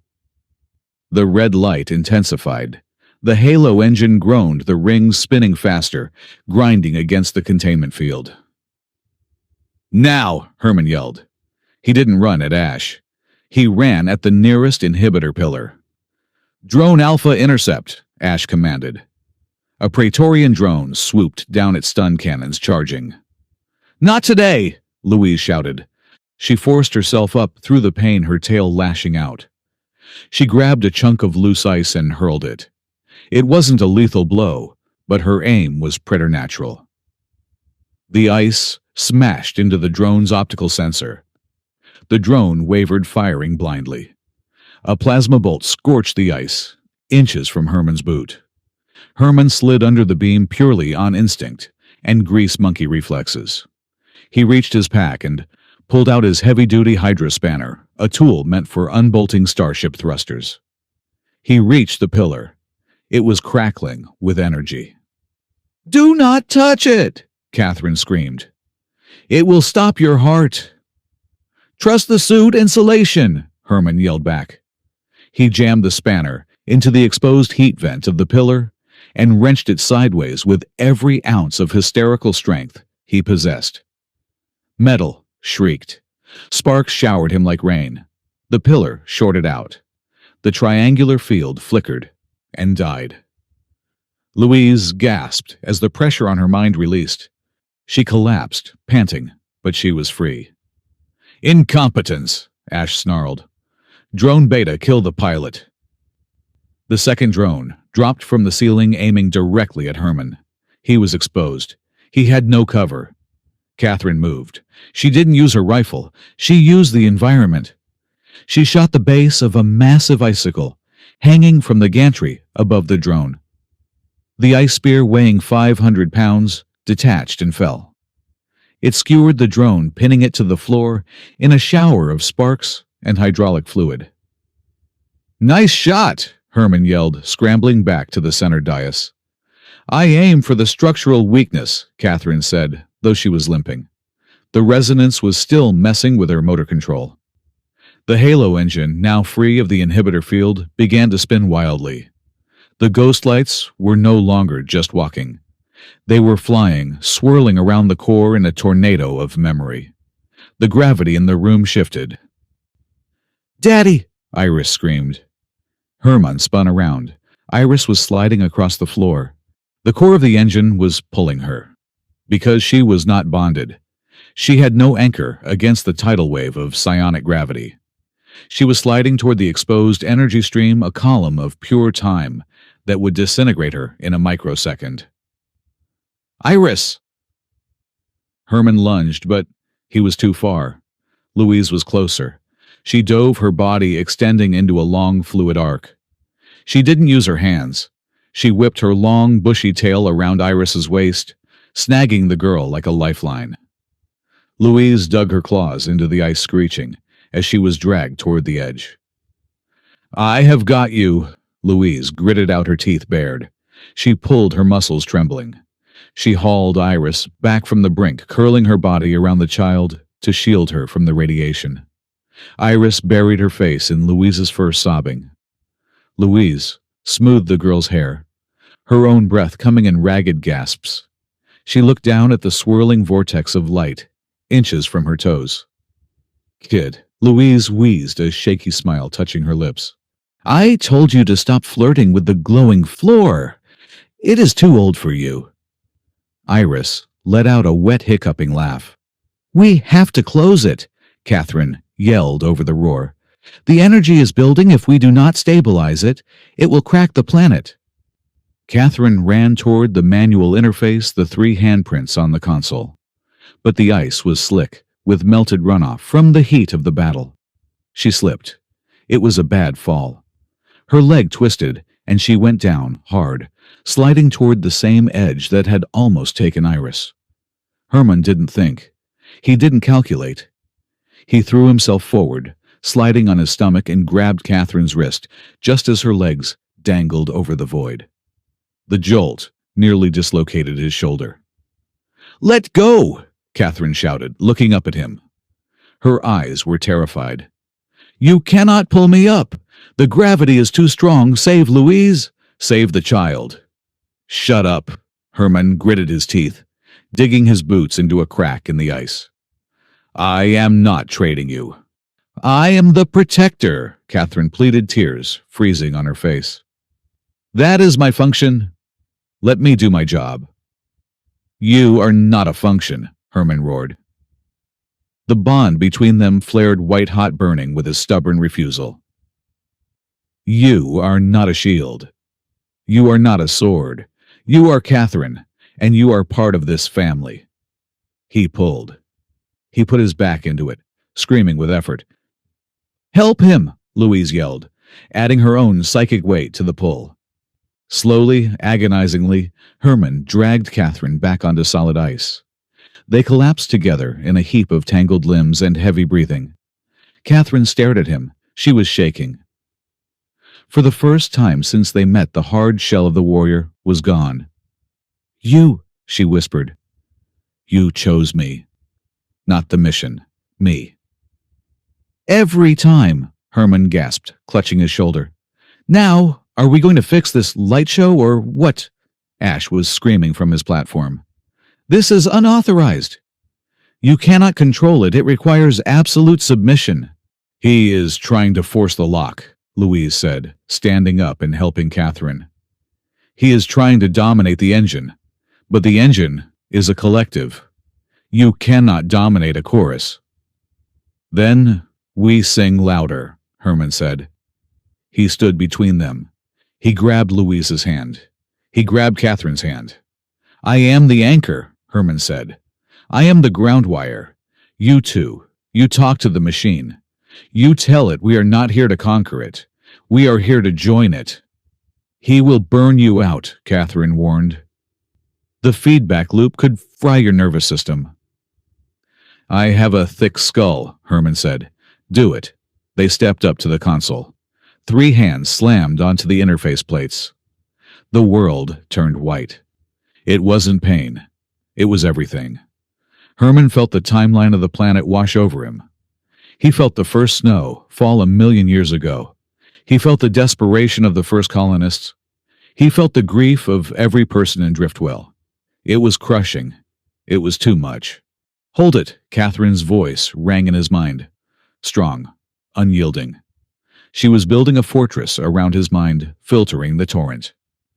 "Guide it," Louise's voice sang, soft, luminous. She was weaving the chaotic threads of memory into a tapestry. Ash began to increase the power of his disruption field again. "I will not let you win. Order must prevail." "Ignore him," Herman projected. "Focus on the pact." The 3 rings on the console began to spin.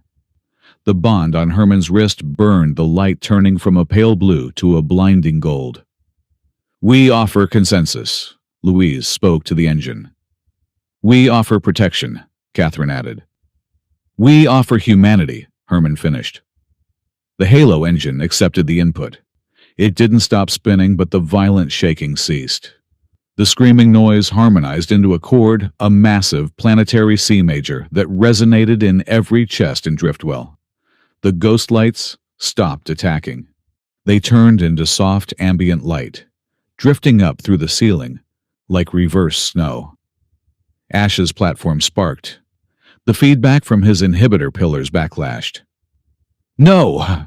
Ash screamed as his console exploded.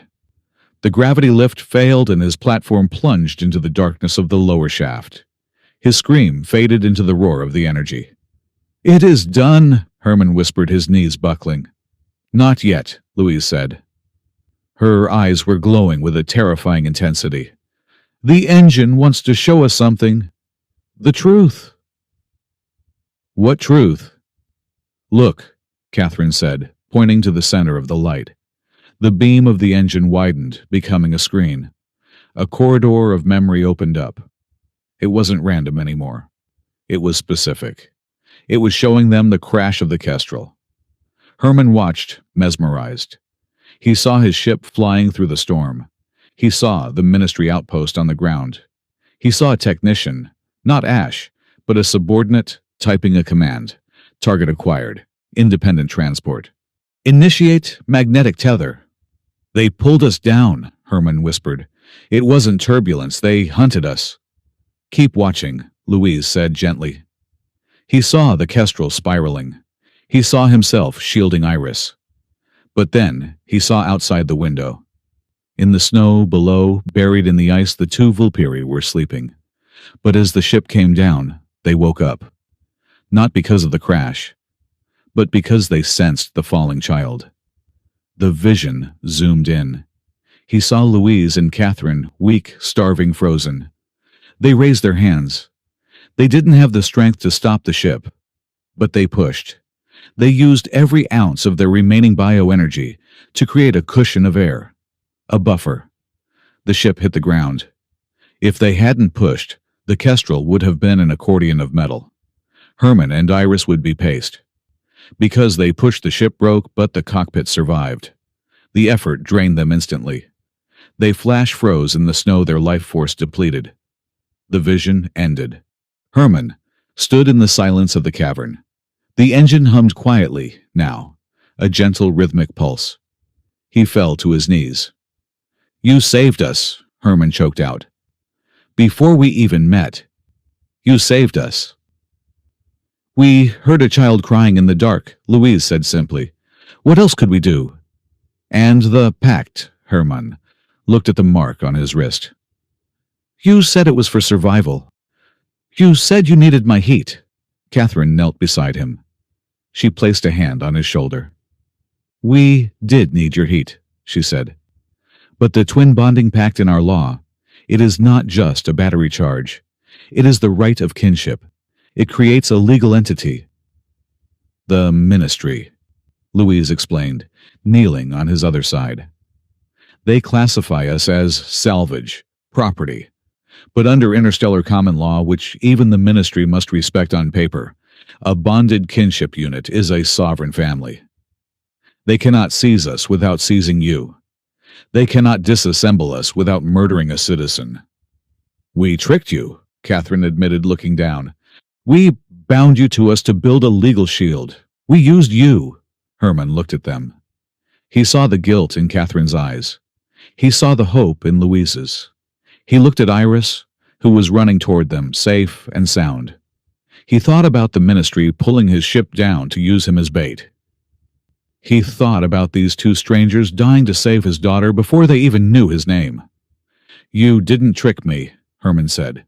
He reached out and pulled them both into a hug, a messy three-way collision of armor fur and flight suit. "You just didn't read the fine print," Herman whispered. "I would have signed it anyway." Epilogue. The sky over Driftwell was clear for the first time in 20 years. The aurora was still there, but it was calm, a slow, majestic river of green and gold that lit up the night without screaming. The ministry had retreated. With Ash gone and the ghostlight incident exposed as a government manipulation by the data Louise had extracted from the engine, the central government had ordered a strategic withdrawal to save face.